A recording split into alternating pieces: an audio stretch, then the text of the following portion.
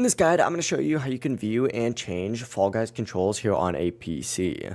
Before we do get into this guide, make sure to like the video and subscribe to the channel with all notifications on. It really does help the channel and lets us know that you want more content like this. We'd greatly appreciate it, and if at any point throughout this guide you did have any questions, just ask them down in the comment section below and we could help you out further. I'm going to be doing my best to reply to every single comment down there.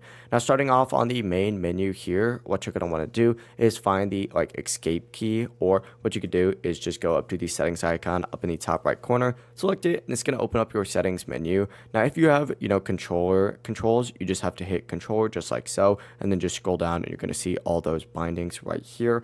Or if you're using a mouse and keyboard, go to this keyboard section right here and scroll down and you'll see all of those, controls as well. For example, the default ones for movement is WASD, for jump it's spacebar, dive is left control, grab is shift, emotes is 1, 2, 3, 4, recenter camera is just the middle mouse button, show names is whatever sign key you put it to, and then of course you also have walkthrough players, which is Alt. To change a control, select it, and then of course hit the new key that you want to assign it to, and it's going to automatically update. If you ever want to reset it back to default, you can use the reset option shown in the menu. It really is as simple as that, not super complicated to check and change those controls here on a PC. If this guide did help you out though, make sure to like the video and subscribe to the channel with all notifications on. It really does help the channel and lets us know that you want more content like this. We'd greatly appreciate it, and if at any point throughout this guide you did say you had any questions, ask them down in the comment section below and we could help you out further. I'm going to be doing my best to reply to every single comment down there. Have a great rest of your day though. Peace.